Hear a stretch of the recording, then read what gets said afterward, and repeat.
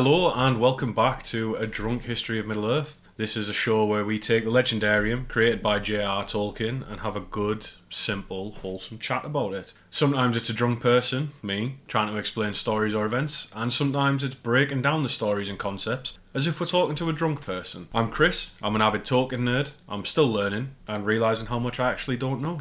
And joining me is your co-host and my lovely wife Rebecca. Do you want to say hello? Hello, I'm Rebecca, a complete novice to all things Tolkien and nerdy in general, although now I've watched all 3 films, extended editions, and can now confirm that I have been converted to the religion headed by L. Ron Tubbard. Long may he live. Right. Sultan. That's the intro sorted. Let's get into today's episode. Hi guys. So, how have you been this week? Good. I started the week not stressed, just exhausted and mentally broken by our ill child. And then halfway through the week, she's perked up and I now feel great. So everything in the world's lovely. Yeah, it's we were saying earlier, it's like the ultimate Stockholm syndrome having a kid, isn't it? Yeah. So kids had tonsillitis. I've been ill as well. I've been very ill this week. I can finally talk again without feeling like I'm being choked, hence we're recording this on Saturday instead of a Friday. We're child-free for the night, which... Woo-woo! Yeah, but I want to cry more than I thought I would, which we already... Yeah. You spend all the time... Like, sometimes when you're stressed, you're thinking, I wish they could stay at the grandparents. And then they stay at the grandparents, and you're like, I wish they were here. But, momentous occasion, we started the Twin Towers, which, if you didn't know, is Gandalf takes a giant eagle and he flies it into Orthanc, and then there's a long war where Gandalf goes into hiding and sends threatening messages to Middle-earth in a cave. What are you talking about? No, I'm joking. I missed them. Do you not know what that's in a reference to? No. What the fuck? What is wrong with you? Gandalf flies into a cave on a giant eagle. I know this is a drunk history of Middle-earth, but have you been taking drugs? What's the giant eagle? Oh my god, I was making a joke about the Twin Towers instead of the 2 towers. There you go. Proves you don't have to be funny to get married. She can absolutely hate your jokes and still want to share a life with you. No, we started watching the 2 Towers extended edition.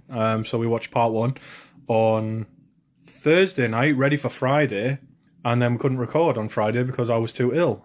So yeah, here we are. So, what were your thoughts overall on Don't Look at Me Like That? I'm not going to say what I was ill with, because it's not very nice. Why are you laughing at me? You're meant to, I'm sure our vows said something about in sickness and in health. And I'm still here. Yeah, but you're laughing at me. You're making fun of me for being ill. Whatever. Right. What did you think about the 2 Towers? Part 1. Don't confuse me with parts and discs and right, okay, films. right. Okay, so, the movie you watched the other night, what were your thoughts on it? Can you just rejig my memory? I would hope. It opens with the shot of the mountains. Absolutely beautiful. You hear Gandalf's voice. And you hear the last bits of the Mines of Moria where they're shouting for him and stuff. And then what happens? You see Gandalf falling into the chasm. Right, okay, yeah. So, you see, like, an alternative shot. Yeah. So I liked how they gave more of a perspective on the time that he falls. Because that's him falling into the bowels of the earth, pretty much, like. Yeah, he clearly kind of is like, this is the end, so he goes full throttle. He's like, right, I'm going to smash my sword in every part of your body. So just before that then, overall, your thoughts on the film overall. What were your thoughts on the film overall? It was alright, but not like super exciting to me. I think because it was more sort of like what you would class as the everyday almost. It's a lot of build-up, in comparison to like the other discs. Right, so at the end of Fellowship, you've got the fight where Boromir dies and all the Uruk-hai. And just Mary's humans just aren't as exciting. Well, we were talking about this, and that Fellowship deals mainly with hobbits and elves. Yeah. And then this one, it's a lot of the history of man, which I freely admit right up front, it's not my strong point with Tolkien, and especially the kingdom of Rohan, which is very young in comparison to other things. It's only about 500 years old. Whereas with the men, like the Edain, which is where all the men descended from, everyone seems to tend to focus on Numenor and then Gondor and that, whereas Rohan are amazing in their own right. Yeah, But, I feel like any scenes with the human people in there felt a bit Game of Thrones. Like it was that sort of medieval style survival of kingdoms more so than like individual stories. Well, yeah, this is quite rightly, like, if you look at Fellowship, the way it was shot, I can see kind of what you're saying, where there was a lot of individualistic, like it was about the Fellowship setting out and the Fellowship as 9 individuals, whereas I kind of see where you're coming from, because we have a lot of politics, like we see Theoden as being controlled by Saruman. Saruman's raising an army. Wormtongue manipulates the court to get Eomer banished. So I can see it's kind of like a lot of politics, isn't it? It's more like macro. You're seeing the bigger movements, and that's by design, isn't it?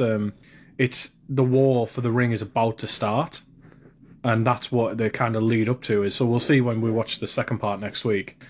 This first disc is a lot of build up, and you're going to start to see the payoff in the second half of this film, and then Return of the King as well. I also felt that it was confusing the different groups of people. So they're Right. all human, like Yeah. majority are humans within this film, Yeah. but there's so many different divisions. So you've got like you've got the Dunedain, which is Aragorn is like the leader of those, and those are the Rangers of the North. Then you've got Rohan, you've got Gondor.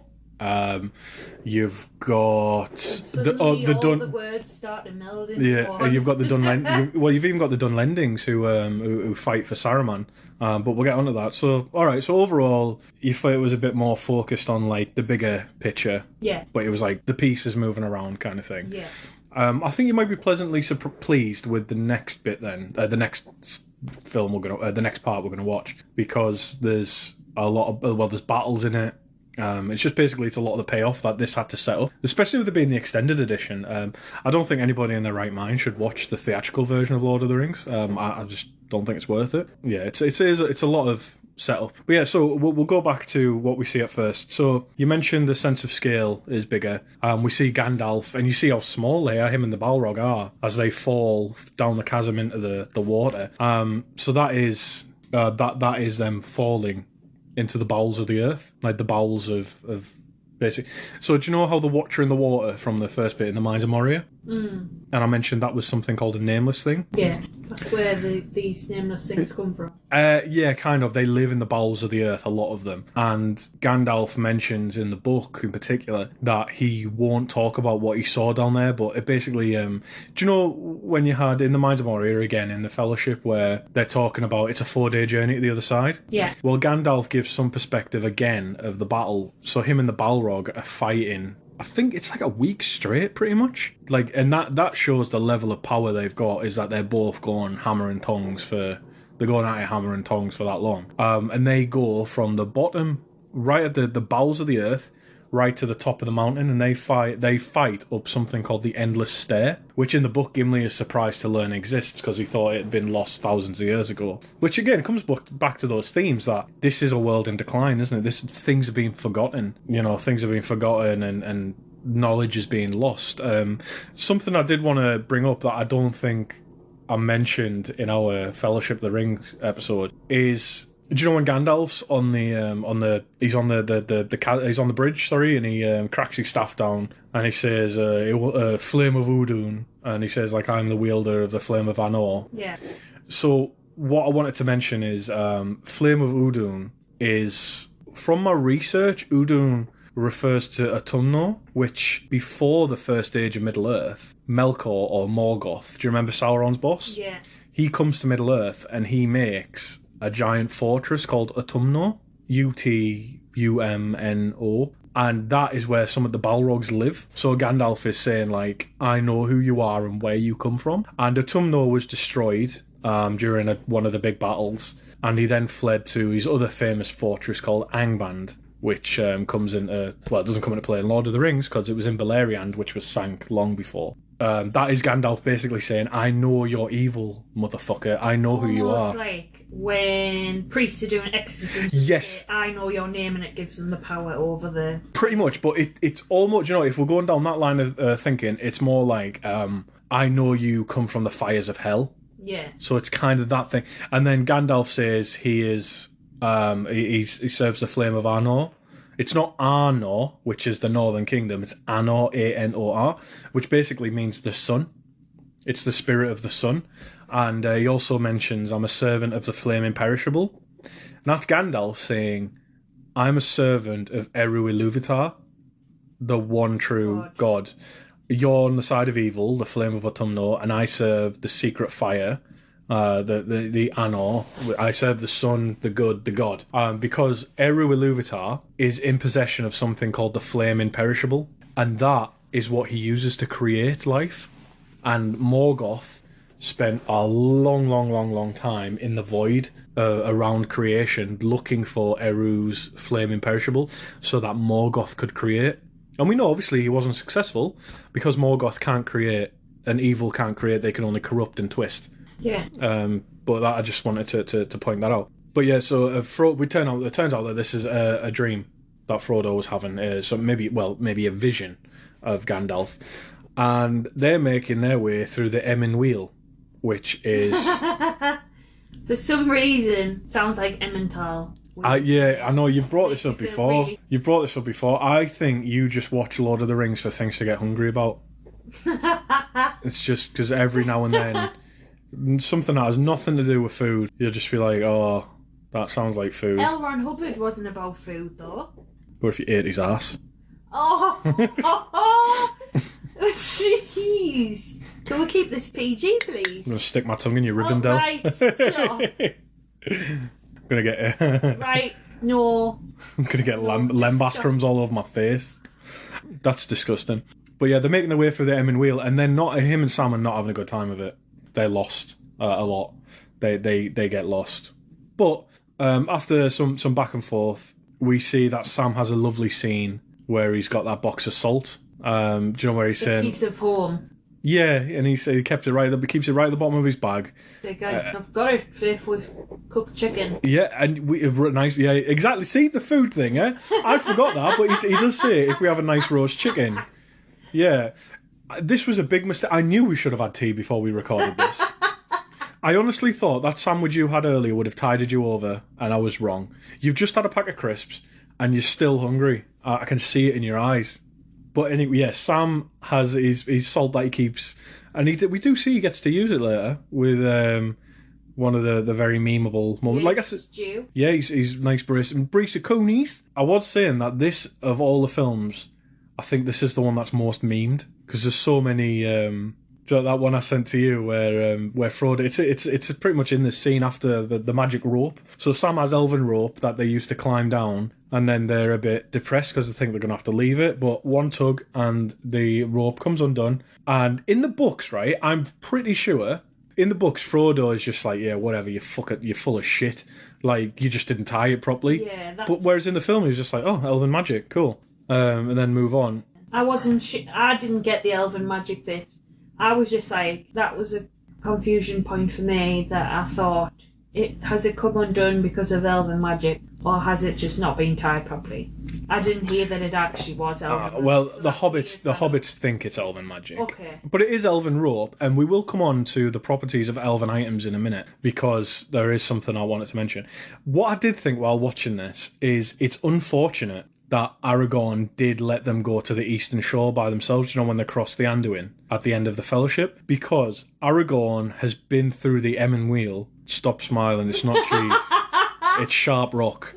Aragorn has been through the Emyn Wheel at least twice, because he captures Gollum and then brings him back through that way, and he takes him to Mirkwood. So when Gandalf's looking for, he's investigating in the 17 years between Bilbo leaving the Shire and Frodo leaving the Shire. Yeah. Gandalf is searching desperately for any information about the One Ring, and he sends Aragorn out to try and capture Gollum to see if he can. And Aragorn is successful. He does capture Gollum.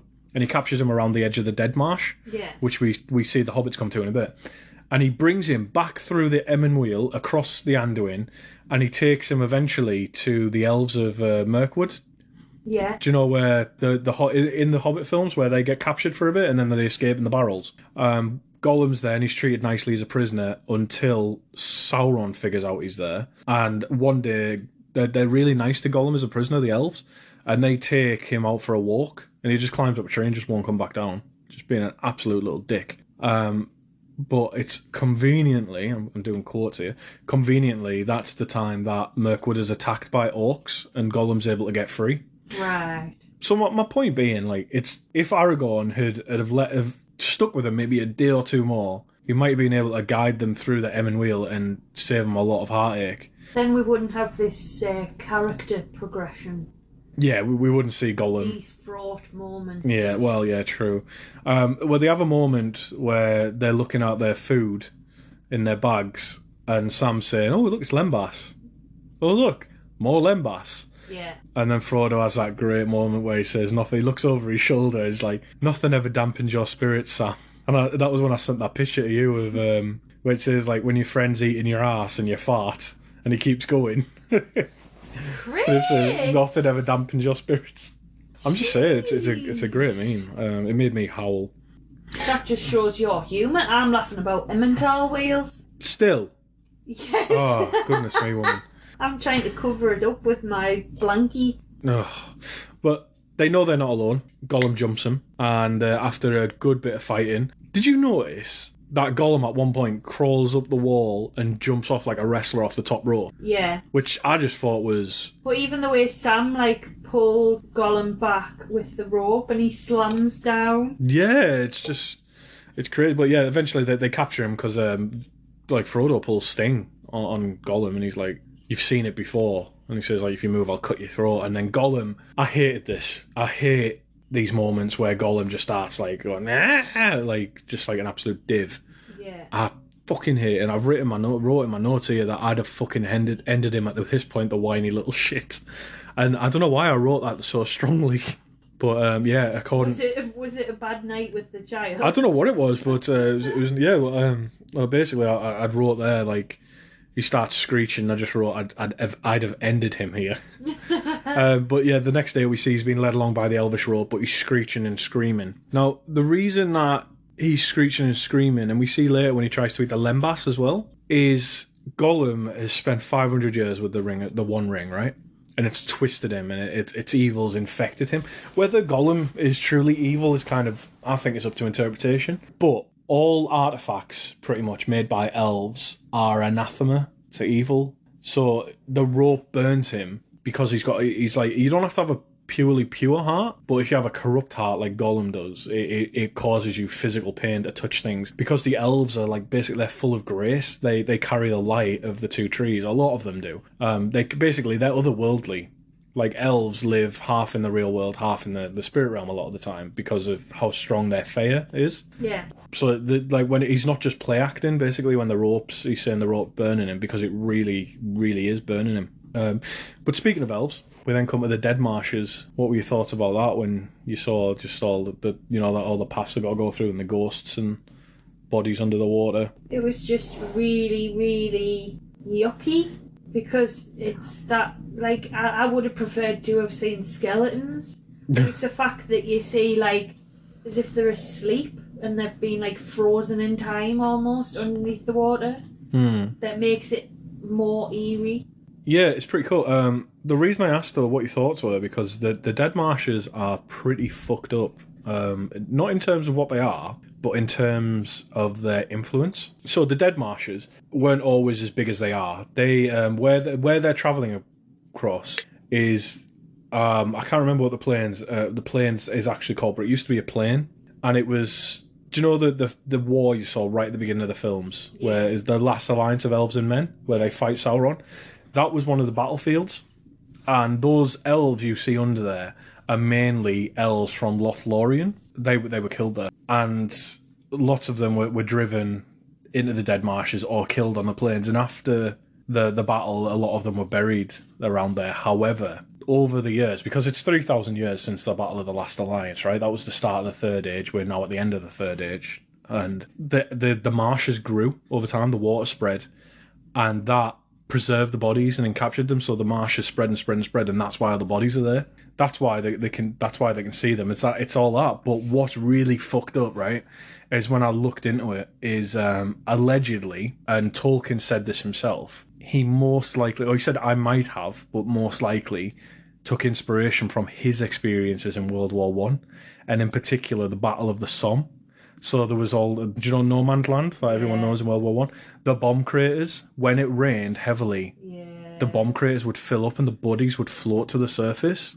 Yeah, it felt eerie before then, before you're telling us that. Like, that's the stuff of nightmares, really, for me. Yeah. Because it reminds me a lot of, like, the woman in black, like, the kid. The marshland, and just how preserved he is.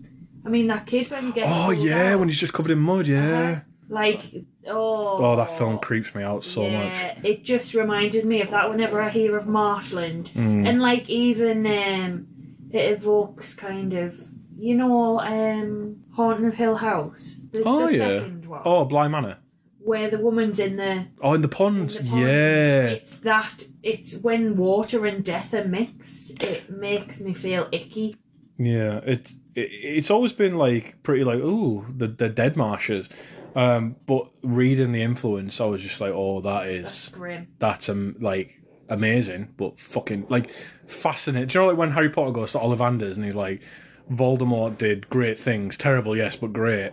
I was kind of like the same. God, how millennial am I that I'm making a Harry Potter reference? Fuck me. But yeah, I felt exactly the same. I was like, this is terrible, but fascinating. Maybe it was cathartic for him, I suppose, because a lot of people who were in both wars or a war didn't talk about their experiences when they came home, so because they were that horrific.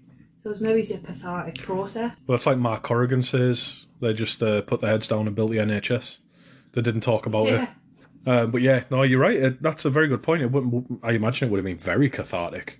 But yeah, then we move on when they're going through the dead marshes. Well, Frodo decides to take a face dive into the water.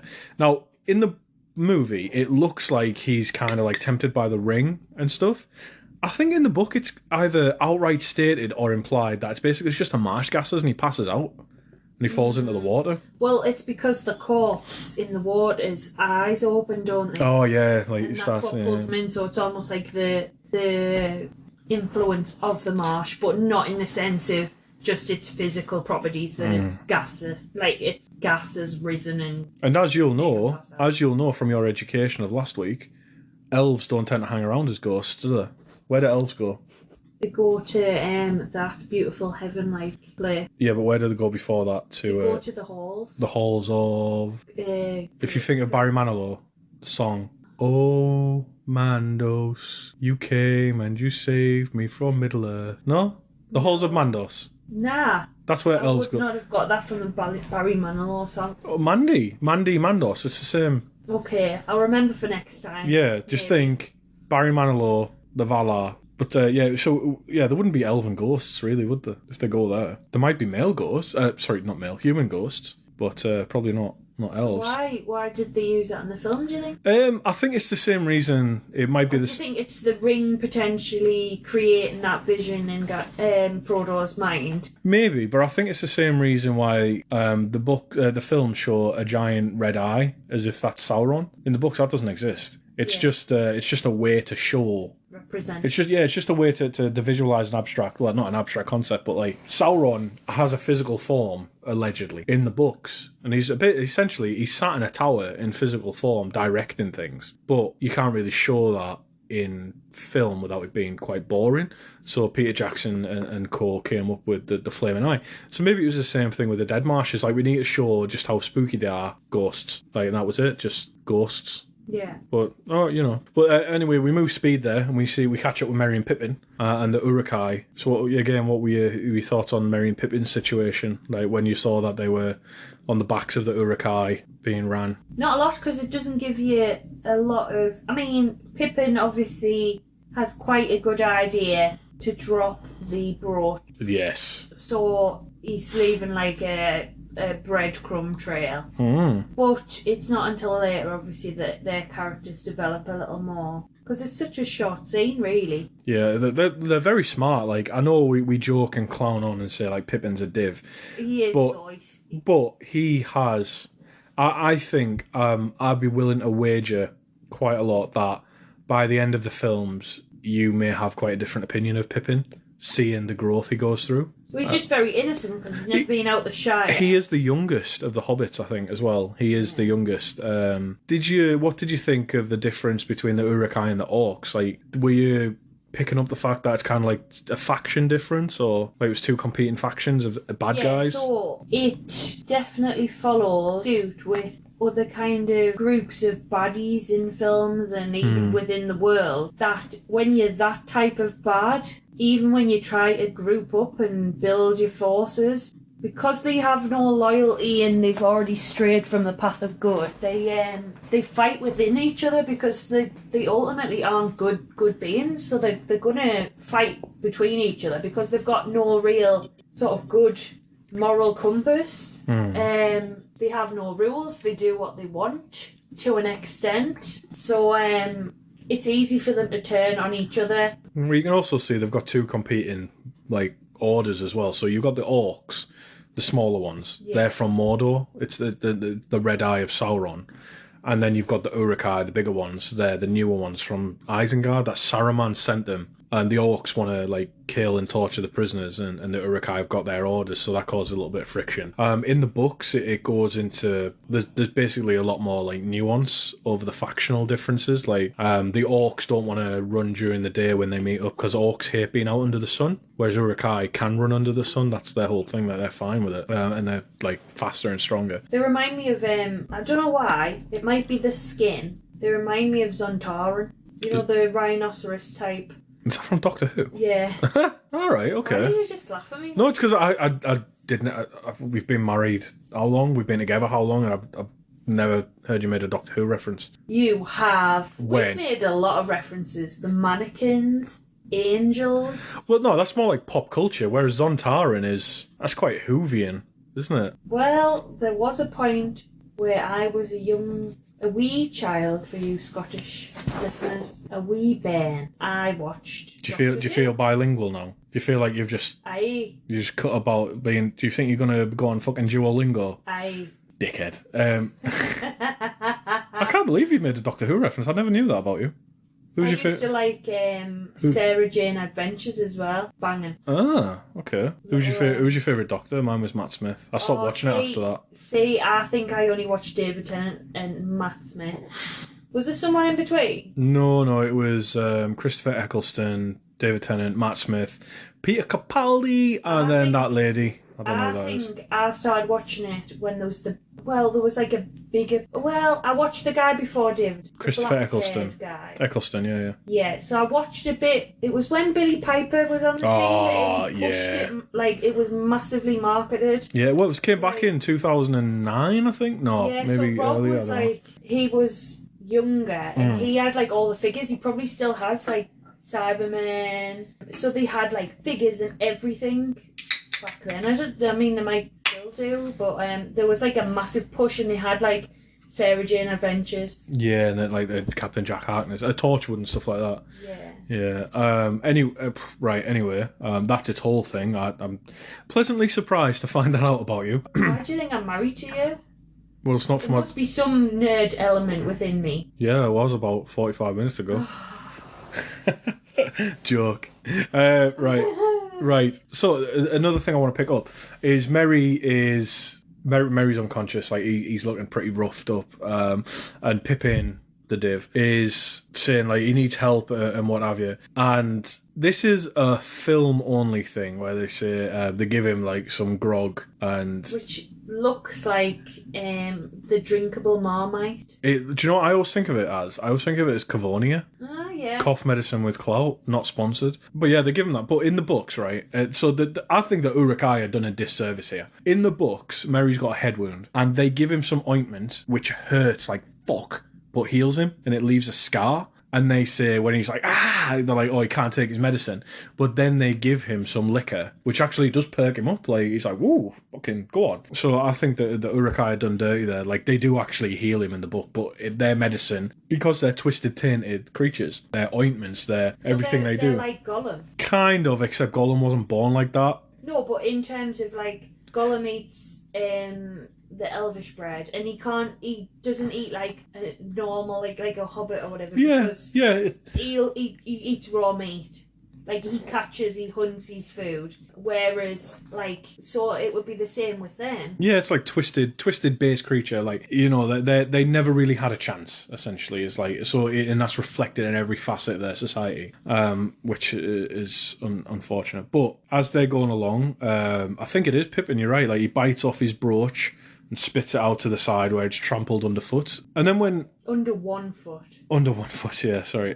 Aragorn, Gimli and Legolas have been pursuing them. And Gimli is such a vibe for me here, and you were saying the same thing, where they're running along and he's saying, like, dwarves are natural sprinters, we're not made for long distance, we're very dangerous over short distances. Like, the amount of times I've said that in real life when I've been running, like, I've been out on a run and I stop and I look at my time, and you know my time for running is terrible because I'm a big fat bastard, but I still run. But every time I look at my time in my head, I'm like, I'm very dangerous over short distances. Yeah, you were like, oh, this is me when I'm out running, and I'm like, I said, no, this is me when I'm going up a bank. Yeah, this is me. Not even running. Yeah, that's not even me running, that's just me climbing the stairs. I don't do well with long distances.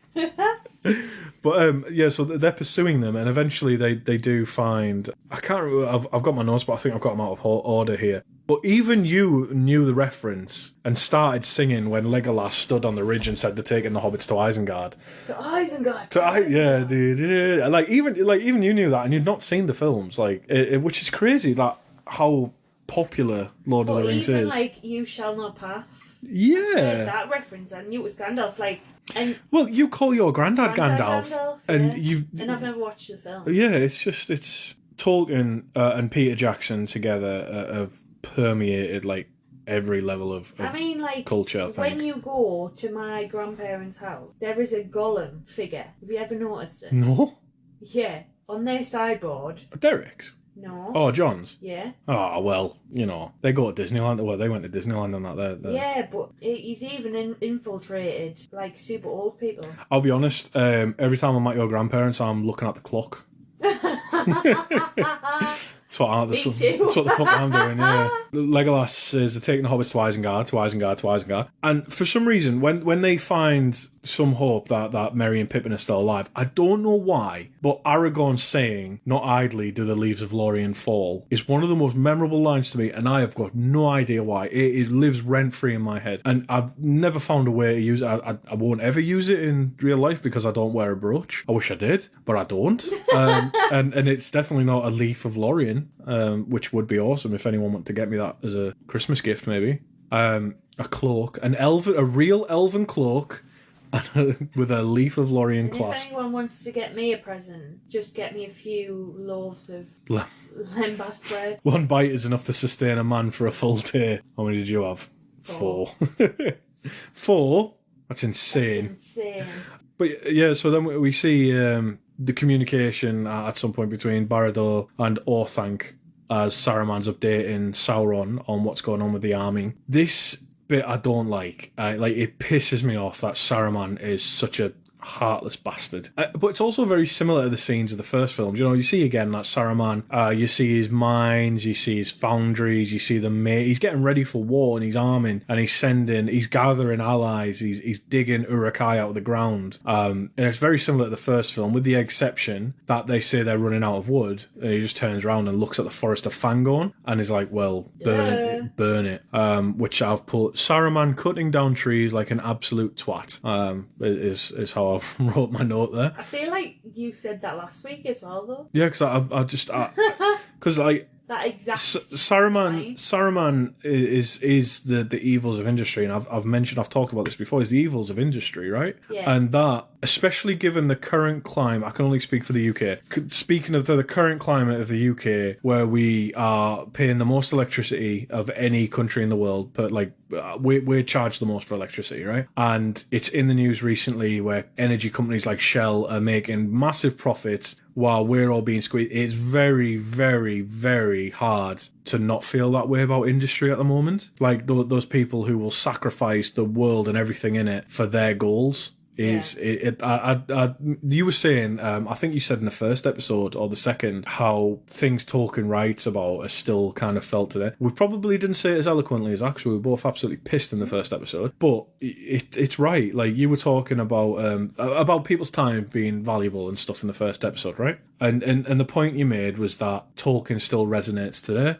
So now I'm still irrationally angry. I'm angrier now at Saruman than I've ever been any time I've read or watched it before, because of what's happening in the world around us. Yeah. And I don't want to get too political because what's the point? We live in a time where any political opinion has to be taken to the extreme, and then all other opinions are discounted. So, so Saruman and the Evils of Industry is hitting hard on this rewatch, and it's but he says like burn the Forest of Fangorn, which we'll come on to in a bit, because the Forest of Fangorn again could be its own episode, and the Ents could be their own episode. But we also see we do see that he gets the allegiance of men, and you were like, who are they? When they cut they cut their hands and that. They are the Dunlendings, and they are the rare purchase to Rohan's Stephen Toast. Do you remember that Toast to London show? Yeah. Ray bloody purchase. So the Dunlendings are sworn enemies, essentially, of Rohan. And they are enemies of Rohan because Eol, the first king of Rohan, and his tribe, were invited to live in the region called Caladehorn or something like that, which is now Rohan. And they were invited there by Gondorians.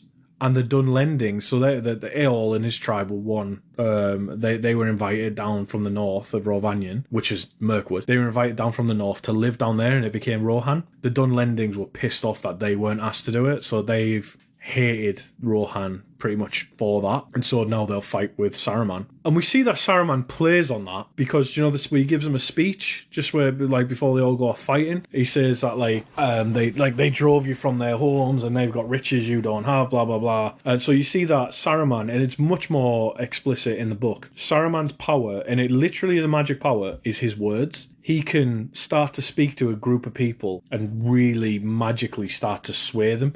Or if he wants to, he can just set a seed that will later blossom. And that is his power, is his words. And it's a captivating spell to hear him speak. And in the books, he's confronted by like Theoden, Gandalf, Aragorn, etc. And it's still hard to shake off then when he's talking to them. And it's only with Gandalf's help later on that he's able to be like, shut the fuck up. Like, shut up, stop talking, Snake. Yeah. We see the next scene is Éomer, who is he's a great actor. I think he's not called Billy Boyd. What's he called? I can't think of the actor's name. But he's in. Have you seen The Boys advertised on Amazon Prime about? Yeah. Like those superheroes. Like he plays the main guy in that, and he's amazing. I can't think of the actor's name, but is it Kyle? No. Ooh.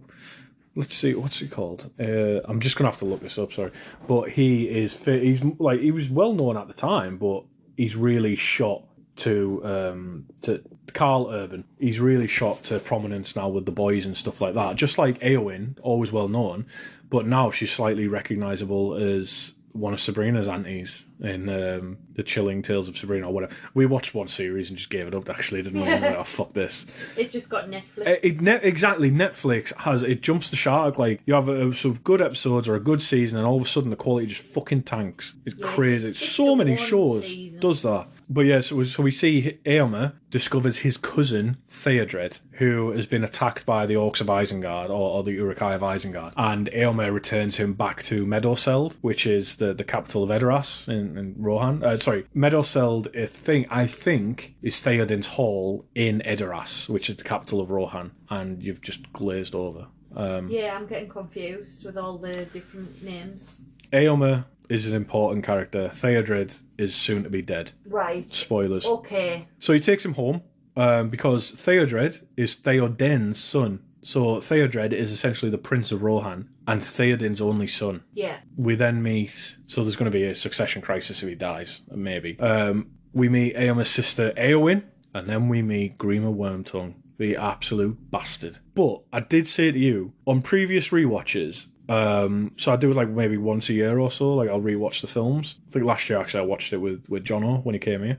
The thing is with Wormtongue, I've always hated him until I watched like the Chucky films for the first time, Child's Play films for the first time. So he's Brad Dourif, who is... He's in loads of stuff, but he's the voice of Chucky most famously. So now I'm just like, oh, you absolute champion. Like, he's just great. So, Grima Wormtongue I hate, Brad Dourif absolutely love. But we see he's there and he's manipulating Theoden. As an aside, I think I've sent you the memes before, but Theoden has got the best way of speaking of any character in Lord of the Rings, I think. Do you know, I've sent you that meme where it's like how to sound more professional, act like Theoden. It's like, instead of saying no, say, I will say no more on this.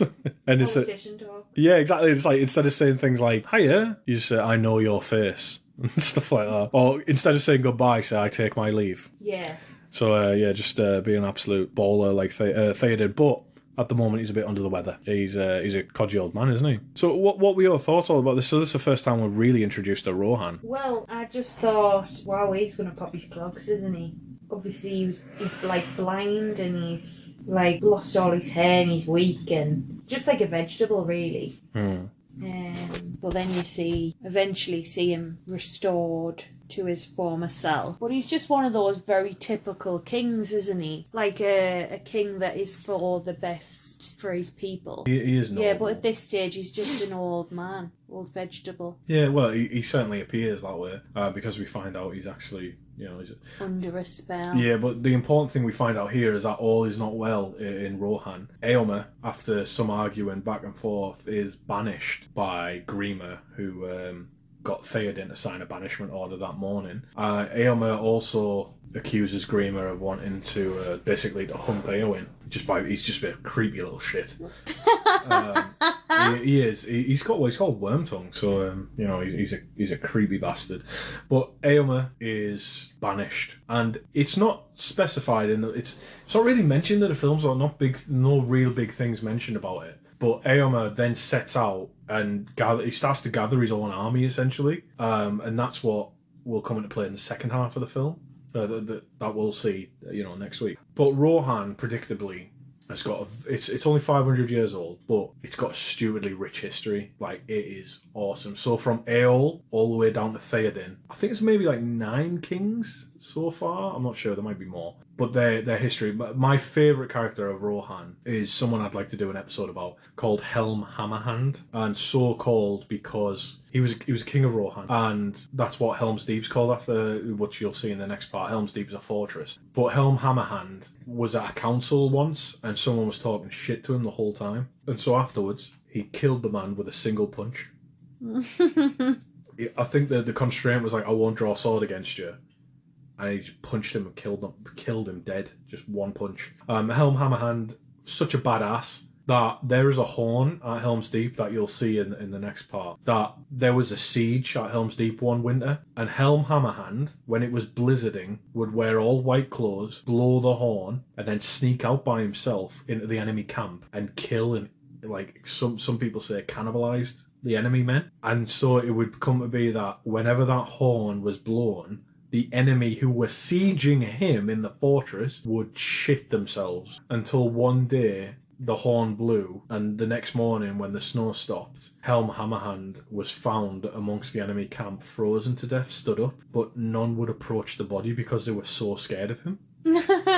And that's why it's called Helm's Deep, which is the fortress that we'll see that they are going to go to. But I just wanted to bring that up because it's just amazing. We then see after these scenes that the hobbits and the baddies, the Uruk-hais and the Orc, stop at the edge of Fangorn, which is old as the mountains. In some cases, it's hard to put into words how ancient the forest is. But do you know, we've got those in our, like in California, I think you've got those redwoods. Yeah. That are the oldest trees in the world. It's basically like a forest full of them, and it once used to form a forest that spanned pretty much the whole of Middle-earth. Imagine a forest that spanned like the Amazon rainforest, a forest that spanned a continent. Unfortunately, it was much reduced in the Second Age when both Sauron and the Númenóreans, who were going to fight against each other, deforested a hell of a lot of it. Merry mentions there's an old forest in Buckland, which is in the just outside of the Shire or just inside the Shire. They used to be linked,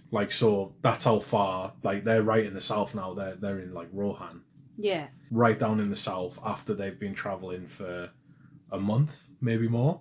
And then back in the Shire, it used to all be linked. But the Fangorn Forest is still hundreds of miles on each side. It is still massive, massive, massive. I've got a book called The Atlas of Middle-earth, which I'll have to look at again. And I think that mentions some of the sizes. But basically what I'm trying to get at is this forest is fucking old. Really, really old. It's hard to put on. But we see that when they stop with the Uruk-hai. What did you make of the scene? Do you know where they're arguing over them?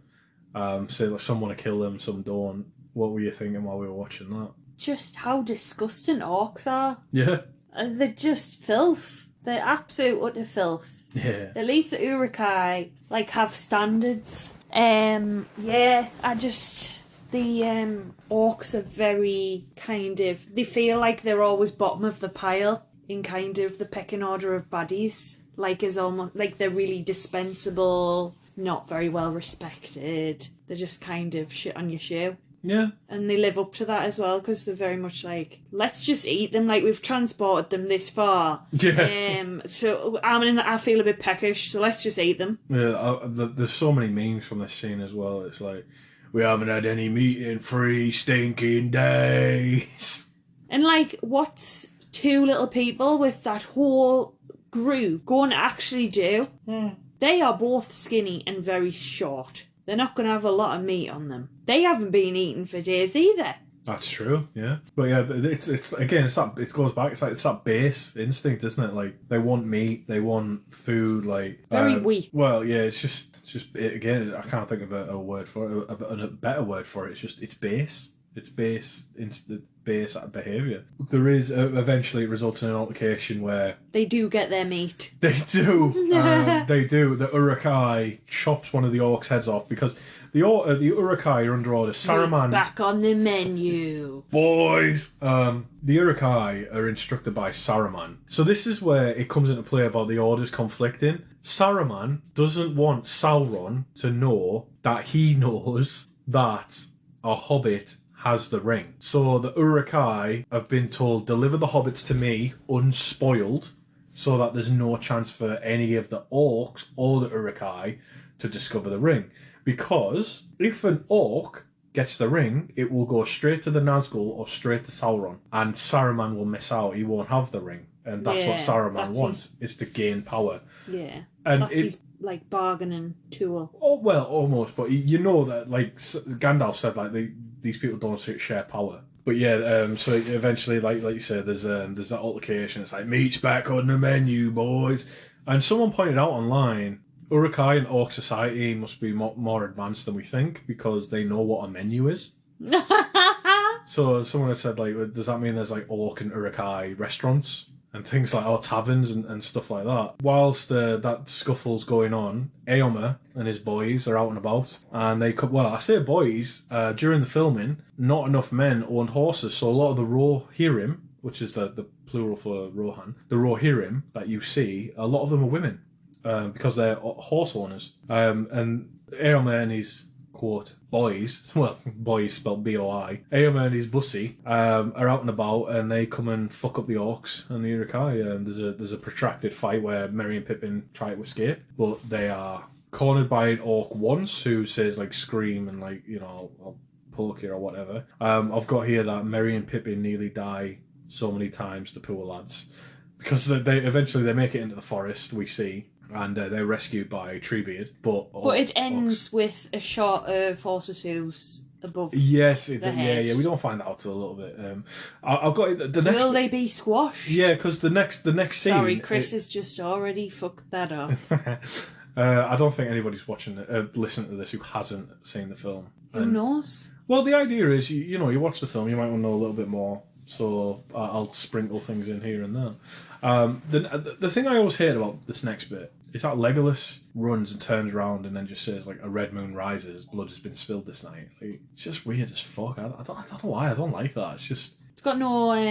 You're going to be right, like, all the time. Yeah. But you're also going to be right if you turn on any day and say blood has been spilled this night. Shit's always happening. But Aragorn, Limley and Legolas eventually meet Éomer and the lads. And there's a little scuffle. Everyone's a bit testy. Éomer asks for his name. Gimli says, give me yours, Horsemaster, and I'll give you mine. Éomer says, I'd cut off your head if it's still a little bit further from the ground. Legolas is like... Very sizest. Not my friend. As Legolas, Heightest. yeah, well, Legolas says you'll die before your stroke fell. Everyone's getting a little bit heated until Aragorn steps in, calms it down. They get given a horse from some of the Rohirrim. 2 horses. From 2 Rohirrim who fell during the battle. In the books, Aragorn swears that he'll return the horses to Edoras, which is what will bring them to Edoras in the books as well. It's a promise he makes to Éomer, but here it's just kind of like, here, have a horse. And I can't let it go by without saying, and I've said it to you every time you've ever seen this scene, but they find the Hobbit's belts, and then they find it's in the pile of corpses, and Aragorn kicks the helmet. And did you know that Viggo Mortensen actually broke his toe in that scene? I have heard that more than I've actually seen that scene. Well, I think it's the most known Lord of the Rings fact ever. No, I'm just talking about from you. Oh, right. Yeah, well, yeah, that makes sense. So Aragorn uses his ranger superpowers to track the hobbits into the forest where all hope is lost, and he's like, oh, wait, a hobbit crawled here, and then uses some, like, magic... Well, it's not magic, it's just good, really good tracking skills. So I don't think we've mentioned it yet, but Aragorn... Well, we mentioned it earlier this episode, but we really should have mentioned it in the last episode or the one before that. Aragorn is the leader of the Dunedain, as well as being the heir to the throne of Gondor. The Dunedain are the Northern Rangers. They're the people who kind of like protect like the Shire and stuff. Yeah. Without anybody knowing that they're there. They're pretty badass, to be honest. Like, they're rangers. And I think I mentioned that I'm pretty sure that the concept of the ranger as a class for like tabletop RPGs like D&D and stuff came from Lord of the Rings. And I think I've already mentioned that in other episodes, but it does bear repeating. But yeah, the Dunedain are they're a tribe of men. Fangorn, when Aragorn, Gimli, and Legolas get into it, Gimli is terrified of it, and Legolas is in awe because he's around. Legolas is about 2,000 years old, and he's around things that have existed since First Age, before the First Age, like basically maybe the creation of the world. Yeah. So a long time. In the books, they agreed that they would return here as friends, Gimli and Legolas, which they do. They also visit the Glittering Caves, which we'll come to next week. We then cut back to, well, I'm telling this out of sequence, but I'm tracking, because it's very hard at this point, because we're tracking so many different threads, and it's going to get more difficult as time goes on, because it's 3 different stories. Yeah. You've got Merry and Pippin, Aragorn, Legolas and Gimli, Frodo and Sam. And Gollum. And Gollum. We're not there yet. Well, we are there yet, actually. Yeah, exactly. So there's threads to follow.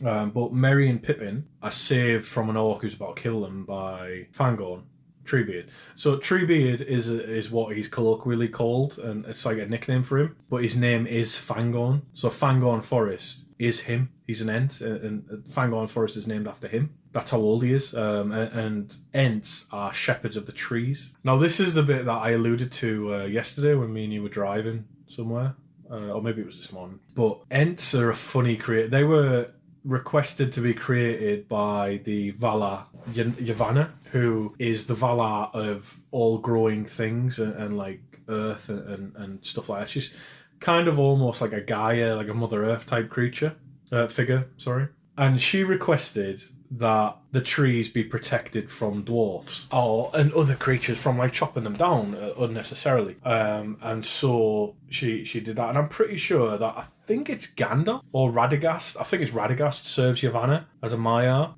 But anyway, she requests that Ents are created by Eru Ilúvatar in order to protect trees from being chopped down by dwarves, right? Cool, fair enough. Except her fucking husband is Aule, the creator of the dwarfs. So, like, I've just wrote here, that is the most passive-aggressive marriage shit ever. Just, Yeah, like not talking to your husband and say, "Hey, can you stop them chopping down trees?" Just more like, "Oh well, he's creating dwarves. I'm Yeah, gonna like, it's- have something else completely different." It's your child. Yeah, what was it you said? Like you said, "Oh well, I can understand why she did that." Was it something that you said like, "I can understand why she'd do that because if I could have something created that would stop your child from slamming all the toilet seat lids, I would," or something like that. Yeah, like if I could have some sort of person that I could hire and I could afford someone just to go and shut all the toilet seats around the house behind you going to the toilet. Oh, So that your child wouldn't put things into the toilet. Yeah. Our child does like to throw things into the toilet. But you always leave the toilet seats up, so then I'm like laid on the bed trying to have a chill while she's playing, and then all of a sudden she goes darting to the bathroom, and I look thinking, nah, the toilet seat will be down. And you've used the toilet and left the toilet seat up, so I have to sprint across the room to shut it before she flushes a chick down there, like a plastic chick or one of her rubber ducks. She likes putting everything in the toilet. Yeah, I think she's threw a whole toilet roll in there before. Yeah, she has. Quite a few times, actually. Yeah, so that's a perspective of a mother onto having having your Having to look after a child and a husband. Yeah. Oh, all right, okay, harsh. But yeah, so I thought that was very bad behaviour from Yavanna, but here we are. There's another perspective on that one. Yeah, I wanted to say that Morgoth's answer to the Ents is the trolls, which I mentioned, again, I have mentioned it in a past episode, but it's that, again, is that evil can't create life, it can only twist and corrupt, and Morgoth couldn't create something like an Ent, where it was like a pure creature given life, so he had to make an equivalent which was twisted, and a troll is the equivalent of an elf. An Ent, sorry, so 14 foot tall, tough as folk, blah, blah, blah. The hobbits are thrown before the feet of a white wizard by Fangorn, or by Treebeard. And then we're pulled back to Frodo, Sam and Gollum in the Dead Marshes again, where we see that Gollum is eating a nice, juicy, lovely worm, and absolutely hates lembas bread. And I've put here that most products of the elves, by some osmosis, have their grace or touch attached, meaning most evil things can't stand them, as I mentioned earlier. So Gollum is twisted and evil by his long exposure to the ring, so everything fair hurts him.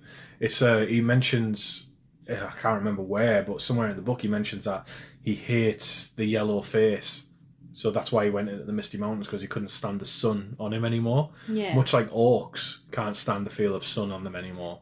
So it's something similar. Frodo has his exposure where he goes. We've already covered this, but he goes into the marsh. But we also see that he's becoming more obsessed with the ring, like sleeping with it in his hand or laying just staring at it and stroking it.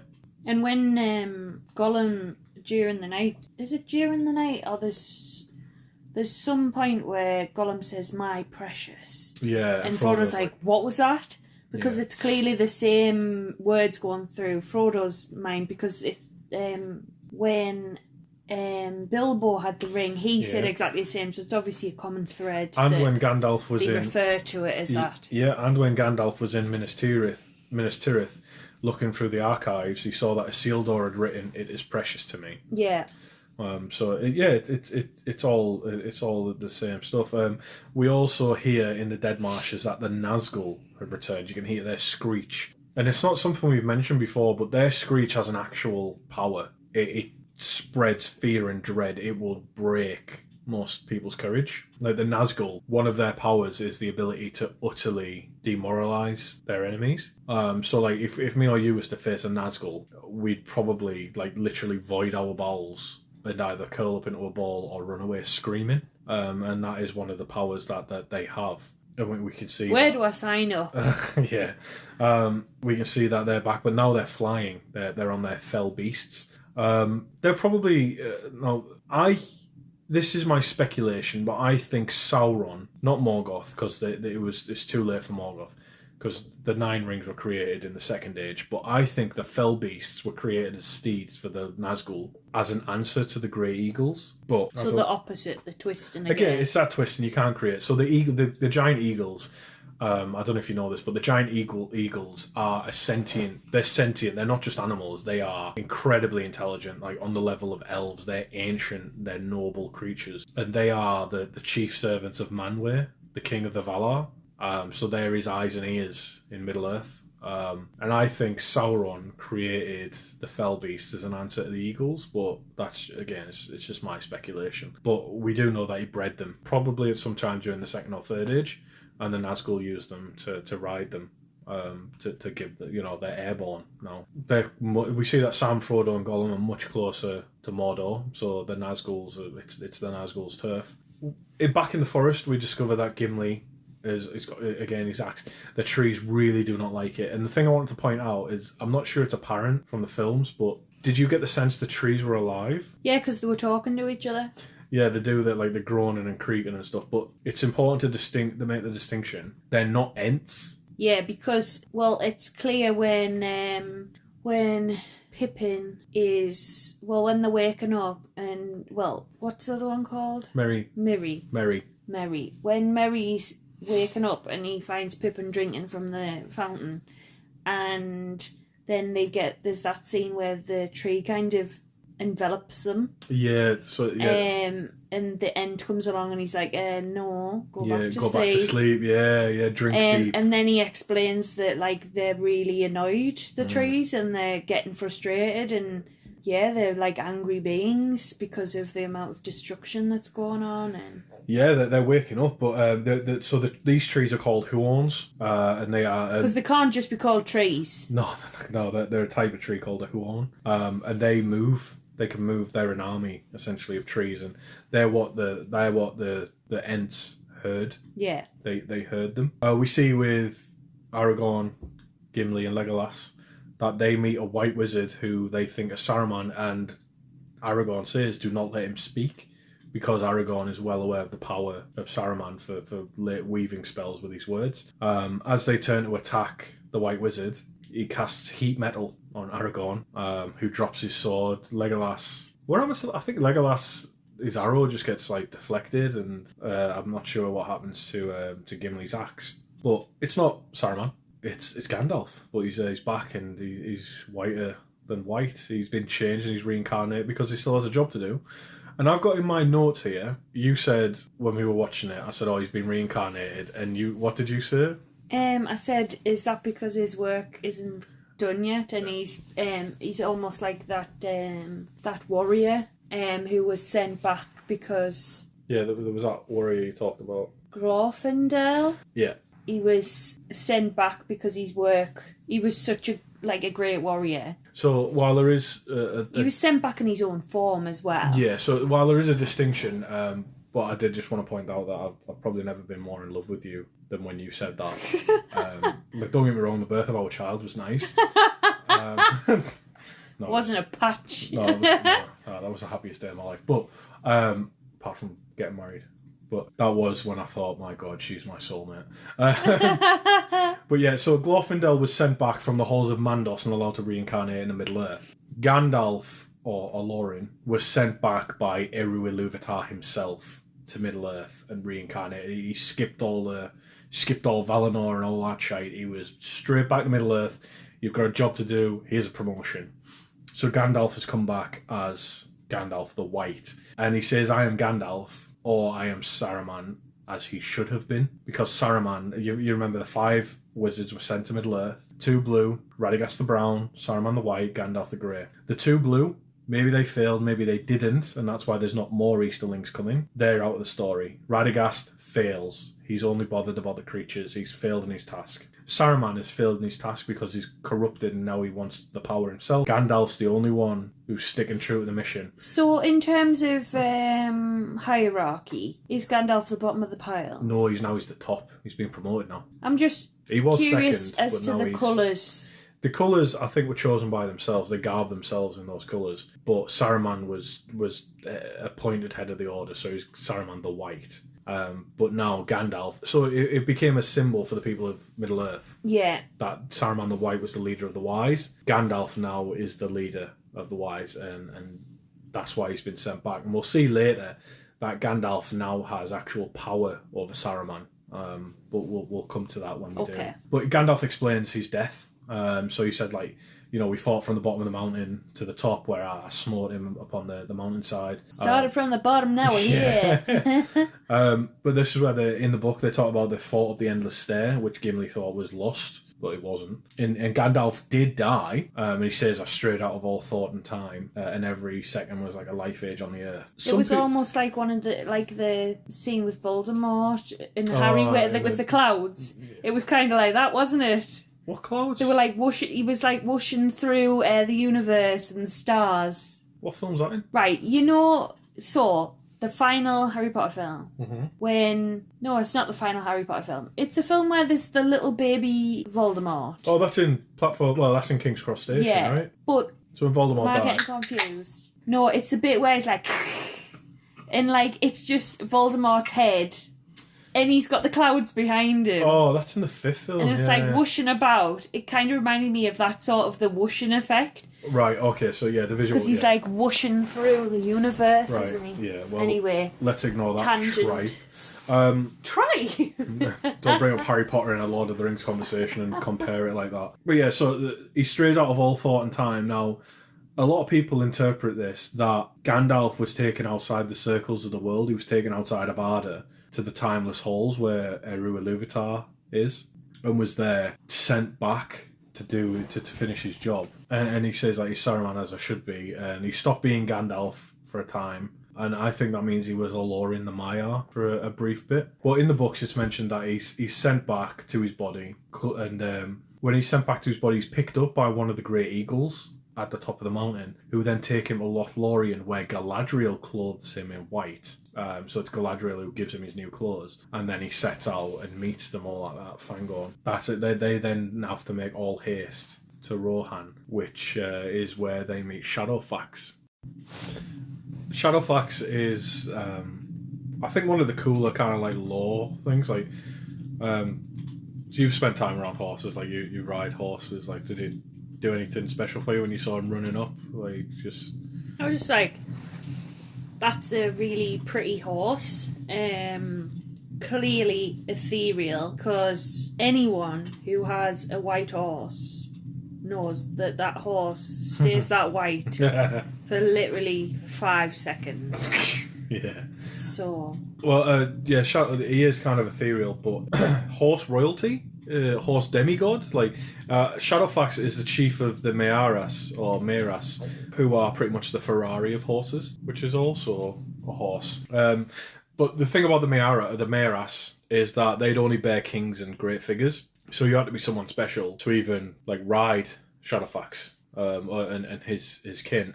They're all like the Mearas are descended from a horse called Nahar, and Nahar is the horse ridden by the Valar Orome, who is the huntsman of the Valar. And Orome has the honour of being the first Valar to meet the elves. Well, debatably, he might be the first Valar to meet the elves, because arguably Morgoth met them first when they awoke. So the elves first awoke in Middle-earth in the Far East, and they all travelled to Valinor, sorry. So they awoke right in the Far East at a place called Cuivianen. And there was 300 elves, all I think, who woke first, but they woke like a little bit staggered. And they eventually made their way to Valinor, a lot of them. Some of them didn't.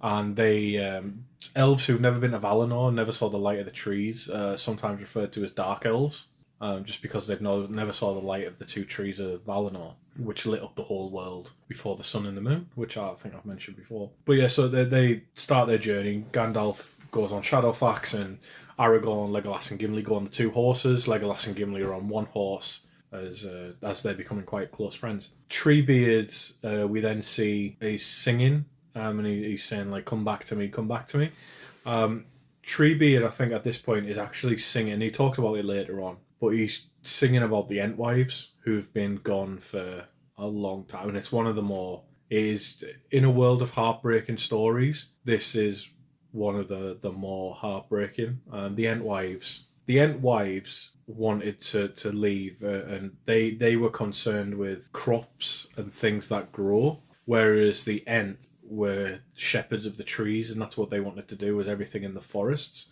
So the Entwives left, and by the time the Ents noticed, because everything Ents do is over such a long period of time, by the time the Ents noticed, they'd lost them.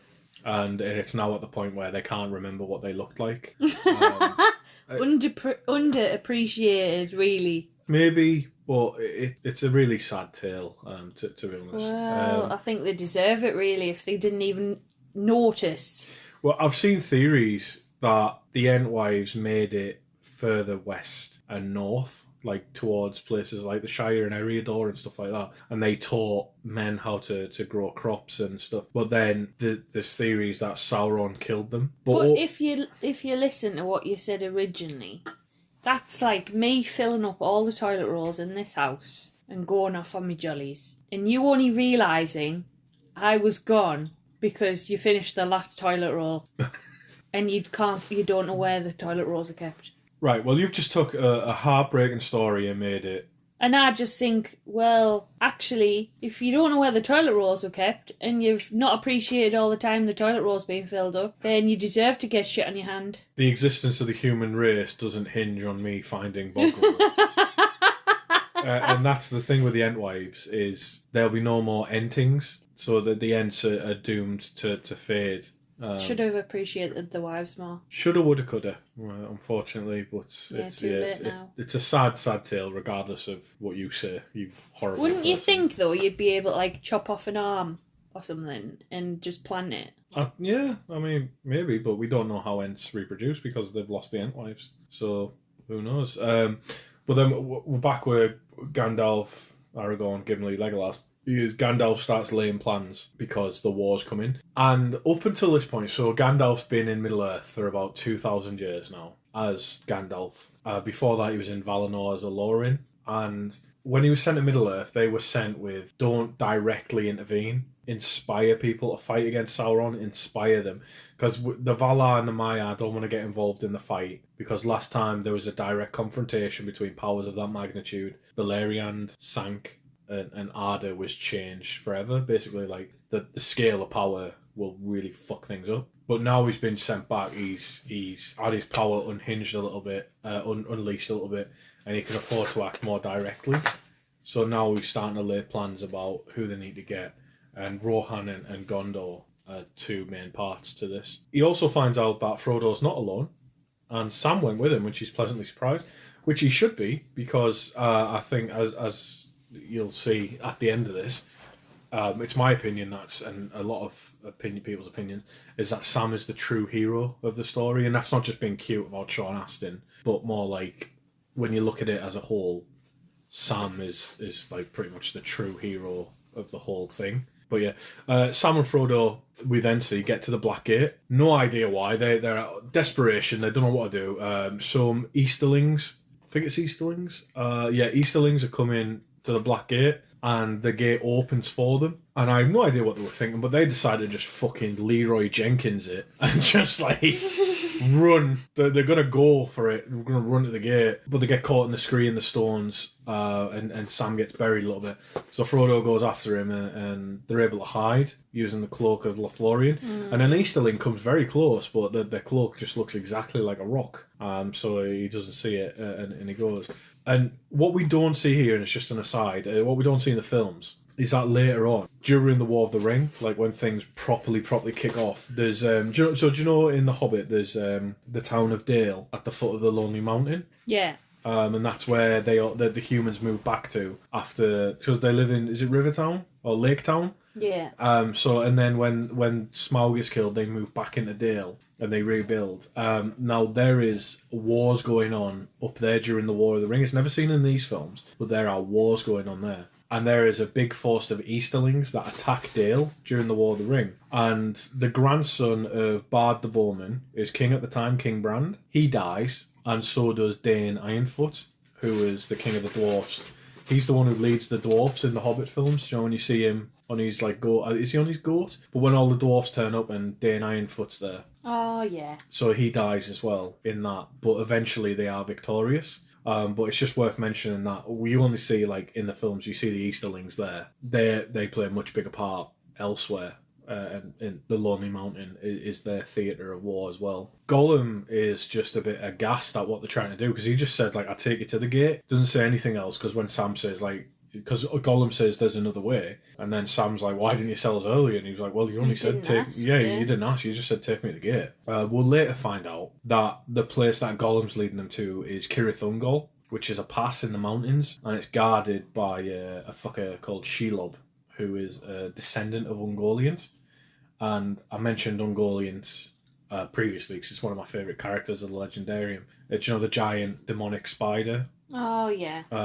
And this giant demonic spider makes her home in Middle-earth eventually in the north of Beleriand at the mountains of Ered Gorgoroth, or the Mountains of Terror, where she mates with other giant spider-like creatures, and their descendants become the giant spiders of Middle-earth. So Shelob's one of them.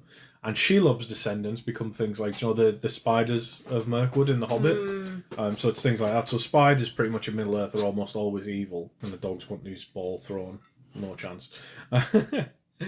In Fangorn Forest, we see that Merry and Pippin. Who is it? Who is it first? Is it Merry who discovers the water first and is drinking it and growing taller, or is it Pippin? No, it's Pippin. Is it Pippin? The div. But yeah, both hobbits drink the Entwash. Would you drink Entwash? So let's say every drink you had, you'd grow an inch. Would you drink it? No, because I think I'm tall enough. Yeah, I wouldn't. My whole world is built around people of like my average height. So much taller than that, I wouldn't fit in my world anymore. Well, and there's not a world built for me. So yeah, they do become the tallest, like pretty much the tallest hobbits. And as a woman, it's not the best value to have as a woman. What, being tall? To be very tall. Yeah, but you could become like an Amazonia or a Dommy Mommy. You could become a big titty goth girlfriend. Nah. For men, I think it's like, especially when you're younger, it's like, yeah, it's acceptable for a man to be really tall, but a girl to be really tall, you then have to find someone who's as equally as tall as you or taller. Well, I think that's still a path that's being forged at the moment. Yeah, I mean, I wouldn't be bothered about it because I'm not insecure about my height whatsoever. So I think I'm. Yeah, but not everyone's like you. Yeah, what am I? I'm like 5'11", 6 foot. We're the like same height, but I look taller because I've got longer legs. Yeah. Whereas you've got a longer torso. Yeah, I've got a short centre of gravity. So what gives me security is knowing that no matter how tall someone is, I could just take them down, and then everyone's the same size on the ground. I'll just knock them out. I'll headbutt you in the nuts if you're tall enough. But no, I wouldn't drink the Entwash. You wouldn't drink the Entwash. And the fact it's called Entwash, do they wash with it? Well, I mean, it's still just trees. So, I mean, I'd drink water like that ran off it. Entwash sounds like mouthwash. Ah. So I'm drinking Ent spit. I don't know. Apparently it's got an earthy taste. But I mean, I suppose if I'd been trekking for a long time, it would be... it looks very thirst quenching. It does, actually, yeah. Like, when it's a boiling hot day on holiday and all you want is a really icy cold pint. Yeah. No, fair dues. Even though it's not actually hydrating, but yeah. Their morning's messed up because they're grabbed by Huon, which we came over, went over earlier, who was going to kill them, until Treebeard gives it a bit of a telling off, tells it to go back to sleep. He goes over again here about them losing the Entwives, which we've already covered, and I've just got, they might have been the ones to show men how to grow crops, but we'll see. The next thing we see is Edoras and Meadowseld, which are absolutely beautiful places. Of all the places in Middle-earth, apart from the Shire, I think I'd like to live in Rohan, especially in Edoras. We see the whole of Meadowseld, and Theoden is so deep in being controlled by Saruman that he doesn't really react to being told that his son, Theodred, has died from his wounds during the night. No, there's a bit of a bone I've got to pick here, is that like Gandalf and the other three arrive at the doors of Theoden's hut. Because Éowyn runs out and she after seeing that Theoden doesn't react, Éowyn goes outside and sees that they're approaching. The four, Gandalf, Aragorn, Legolas and Gimli, arrive at Meadowseld and are told to surrender the weapons. Gandalf manages to get past it by saying, "You wouldn't part an old man from your staff, the crafty little bitch." But Aragorn... That is like typical my granddad. Yeah, that is exactly well. like how your grand... That's exactly how Derek would behave. But in the books, right, Aragorn is carrying the shards of Narsil. I think it's reforged at this point, actually. So Aragorn is carrying Anduril at this point, and he has a bit of a tizzy in the books and threatens Hammer, the guard, and says that anyone who draws Narsil except him will die. Like I've got you, it's a bit of a respect thing that like he has to give up he thinks it's uncouth of Theoden to order that Aragorn, who is a king of Gondor, is by rightful. He's a rightful heir of Gondor, is being asked to give up his weapon, which is basically like his mark of office. So I can understand with book Aragorn, but film Aragorn is just like, all right, sound. But it's because it's a plot point that he doesn't get Narsil until Anduril until the next film. But I just thought I'd point out there's a bit of a big difference there. When they go in, Grima. What did you think of this whole next bit of when Gandalf raises the enchantment and Theoden comes back and Grima gets kicked out? What were your thoughts? It was just very much. It was. I don't really know. I don't have a lot to say about it, to be honest, because he just he gets what he deserves. Well, he doesn't get what he deserves because I would have killed him, but yeah, I would. I've got that as well. I would have killed him. Just he's just like a little bitch, isn't he? yeah, he is. Yeah, it's just when Aragorn's enough blood has been spilled. But at the beginning of this scene, one of my favourite things in this film is when Grima's talking loads of shit to Gandalf, and he's just like, I have not passed through fire and death to bandy words with a witless worm. It's just, I want to use that on a Teams meeting. I would love to use that at work. I've not passed through fire and death to bandy words with a witless worm to a project manager. Just be just fucking end the call.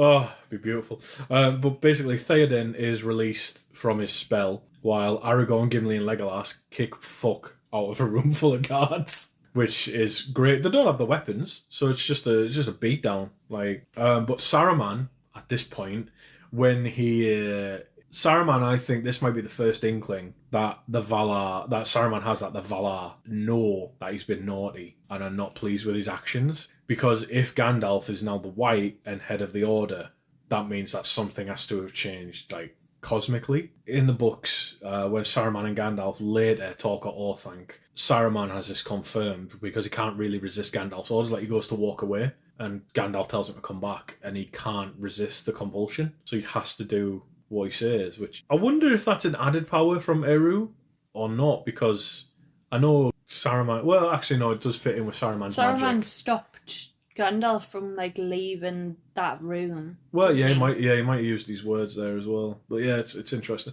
But Theoden is back to himself and goes to kill Wormtongue, but Aragorn convinced him to show mercy, which we wouldn't have. I'd simply have killed him just for spitting on my hand. Yeah, spitting is the... Oh. Yeah, you fucking dick. Rats don't even spit. Yeah, well, true, but llamas do. There's a Mosquitoes spit. Do they? Mosquitoes? Yeah. Through the... Proboscis. That's how you get mingling of other bloods within your blood. Oh, really? That's how you... Yeah. I thought they just That's how sucked. they spread disease. Oh, goodness me. I needed more of a reason to not like mosquitoes. I'm sure that's what they do. Oh. But Grima, so... At least flies spit, okay. This is one of those instances where I think it would have been more merciful to actually kill Wormtongue, because from here on out, he does not have a good time of it. Good. He becomes Saruman's bitch when he flees back to Orthanc, but then in the books it gets even worse. He is pretty much forced to eat a hobbit, and he really doesn't want to do it, which is pretty fucked up. But in the books, he ends up killing Saruman, which is nice. And then I think he gets shot by a hobbit. But yeah, Grima basically doesn't have a good time of it. Theodred, Theoden's son, is then buried in the second line of kings. Now, the way that the line of kings works in Rohan is, at this point, it's the second line of kings, in that you have direct succession, so father to son, until that line breaks. Then a new line starts. And we'll see at some point in the near future, spoilers, that a third line of kings will be due. Because if it's not father to son, pretty much like a direct familial connection, you start a new line. Yeah. So I think it goes Aeol to, I don't know, Aeol to someone, and then the second line starts and ends with Theoden. It ends with Theoden. So Theodred is of that second line. The burial lines, the main road goes through the burial mounds in J.R.R, which is really lovely. And there's a particular flower called Cymbeline, which grows and shows. Did you remember seeing that white flower? Yeah, and it grows most thickly on the grave of Helm Hammerhand, which I thought was a good little tidbit of information. So when you're watching it, the one that's got the one thickest on it is the grave of Helm Hammerhand. I think he's the first line of kings. I'm not sure. But anyway, Theoden, Gandalf, and the rest find out that Saruman has been attacking part of Rohan, while Theoden's been under the spell and not knowing what's going on. But the Westfold is falling, which is part of Rohan. Theoden doesn't want to fight that and orders instead an evacuation at Helm's Deep, which is a stronghold that can shelter all of Rohan in times of need. So where's that based? That is based in it's in a valley. And behind it in the mountains what's called the Glittering Caves, which is one of the locations that after all of this is said and done, the War of the Ring, Gimli settles and founds a dwarf colony there. So a bit of spoiler alert, but he visits there with Legolas because Gimli just falls absolutely in love with it. Gandalf then leaves everyone and he sets out to find allies. He mentions that he's going to find Éomer and his 2,000 men that he's gathering, because as I mentioned, when Éomer gets going, he goes to find allies. Aragorn, do you remember the horse then kicking off in the stable, and Aragorn starts whispering, and it calms it. He calms it in Elvish, and they say like, oh, its name's Brago. Yeah, Peter Jackson borrowed that from Tolkien's writings. Brago is not the name of any horse in the book. It's actually the name of the second king of Rohan from about 500 years prior. Oh, so that's where he's like, oh, it's a kingly name. Yeah, pretty much, yeah, because it's just it's like a wink, wink, nod, nod. Because, yeah, the kingdom of Rohan, the people of Rohan, descended from a tribe of the Edain, who lived in the northeast of Middle-earth, around Mirkwood. And then they kept being invaded. Gondor was being invaded from some Easterling-type people, and they assisted with that, and in return, a great friendship. Caledon Edhorn, I think, is what the land's called, but the friendship sprouted up between them, and Gondor and Rohan swore oaths to always be allies and friends to each other. And as we see, it's a world in decline, so Theoden and Gondor aren't on the best of terms at the moment. They're not allies, they're not enemies, but we then see that Grima has took a horse and fled to Orthanc, where Saruman is being told about everything. And Grima shows how much of a little bastard he is.